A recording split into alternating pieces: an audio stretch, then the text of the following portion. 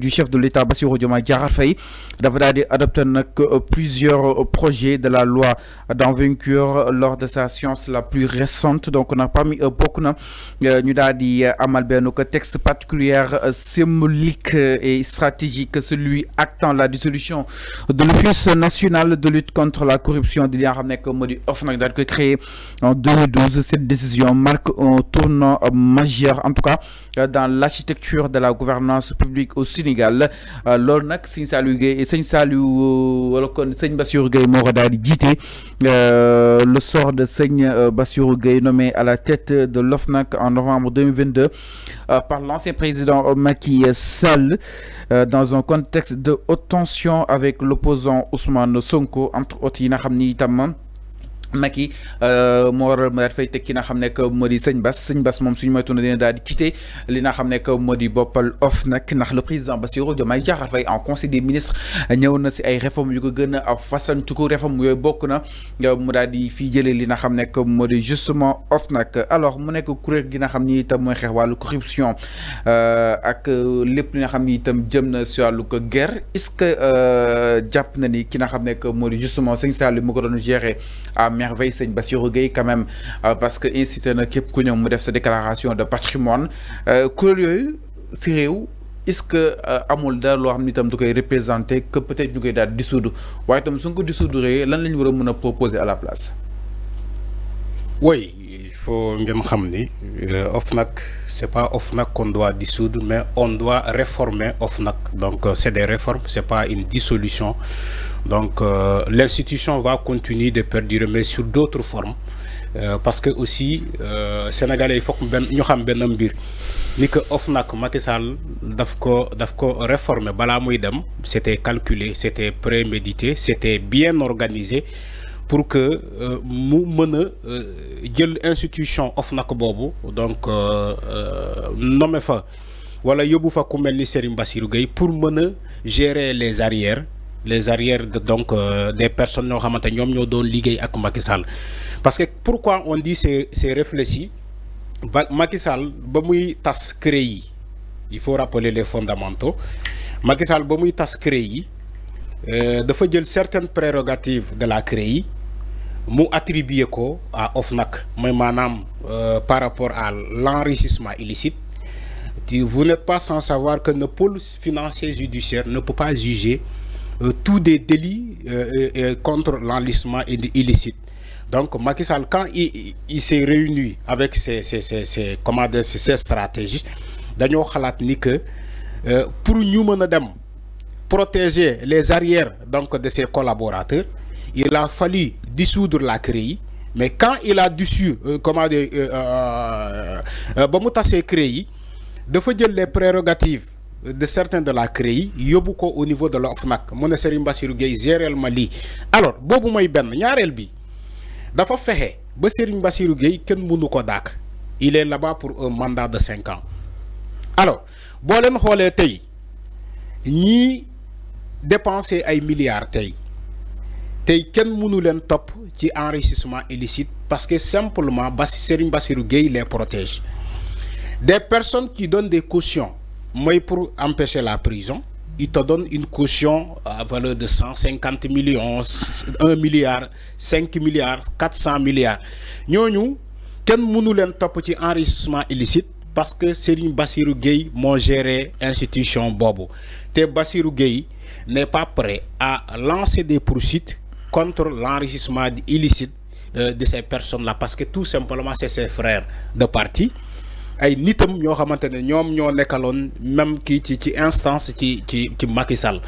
Alors moo tax tey pour que ñu mën a topp wàllum enrichissement illicite les gens le réclamaient, la population le réclamait ni que il faut OFNAC impérativement mu commencer di topp ay nit ci wàllum enrichissement illicite mais sauf que OFNAC ak ku ko jiite Serigne Bassirou Gueye ak ki fa nekk ils sont pas prêts pour mën a coopérer par rapport à la demande de la population.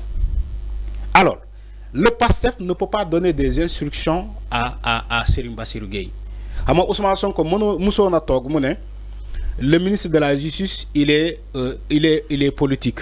Moi manam mën nañu ko né topal mu top. Il a une fois dit ça Ousmane Sonko. Donc su ma juumulee wax na ko ci campagne waxaat ko encore je crois à l'Assemblée nationale.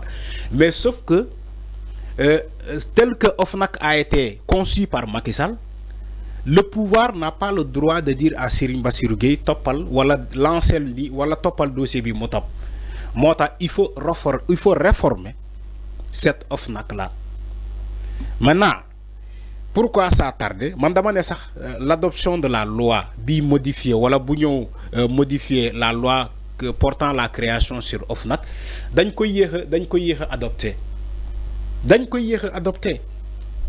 Les gens se posaient la question à quand ça va venir cette adoption de loi. Ils l'ont adopté hier. Mu doon lo xamantene un taulier.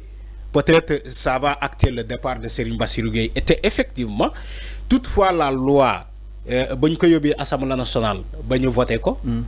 Bañu commencer diko appliquer, Serigne Bassirou Gueye il ne peut pas être reconnu, il sera plus reconnu comme le directeur de OFNAC ou bien le président, je ne sais pas quoi, parce qu'il a un mandat. Tout simplement, la nouvelle loi ne va pas reconnaître Serigne Bassirou Gueye. Il va reconnaître la nouvelle institution qui vient d'être installée. Donc c'est mûrement réfléchi par le pouvoir qui est là. Toutefois, mënaluñu dara à Serigne Bassirou Gueye, il faut penser à réformer OFNAC en utilisant une autre loi qui vient modifier la loi ancienne portant la création sur OFNAC. Donc lolu c'est un fait réel.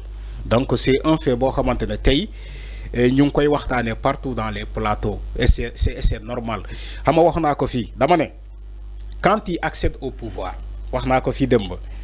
Quand il accède au pouvoir, tu vas vouloir gouverner selon la loi. Et pour gouverner, il faut une administration propre à toi. Pastef doit avoir une administration propre à lui. Tu ne peux pas vouloir gouverner dans ce pays avec une administration purement Macky Sall, avec une administration laissée par Macky Sall. Parce que OFNAC, c'est une institution. OFNAC, c'est une administration. Mais l'administration Bobo Kifanek, c'est un des lieutenants de Macky Sall. Serigne Bassirou Gueye Momo nekkoon procureur de la République. Dossier Adji Sarr ba mu commencé Serigne Bassirou Gueye moo ko géré woon. On se rappelle même, il avait tenu une conférence ici, Serigne Bassirou Gueye, di jéem a justifié wu ci Sweet Beauté ba mu jaral ko mu dugal ay vidéo ay photo ci le site donc le compte Facebook de Ndeye Khady Ndiaye pour dire que oui Ndeye Khady Ndiaye voilà les pratiques qu'il mène au niveau de Sweet Beauté xale jigéen yi Nathalie yoo xamante ne alors que c'était du faux.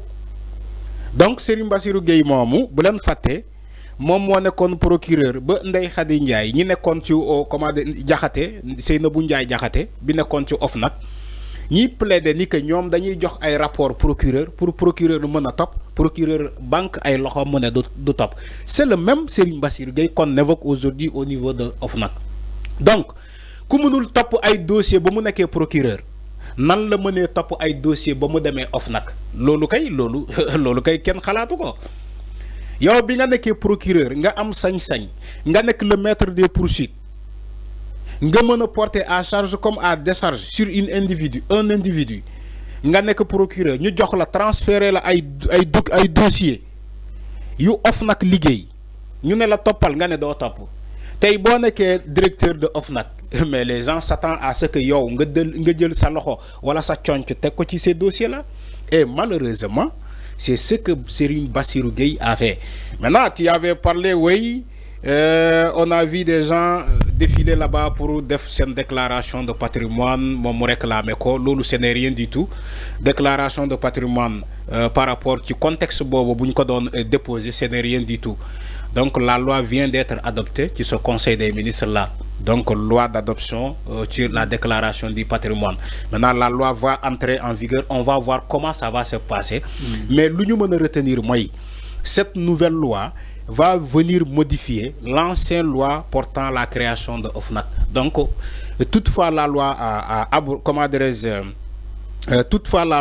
voté à l'Assemblée nationale, ba ñu publier ko ci le journal officiel, cette nouvelle loi va venir abroger la loi qui a porté création donc de l'OFNAC. Donc war nañu ko xaar d'ici les jours à venir.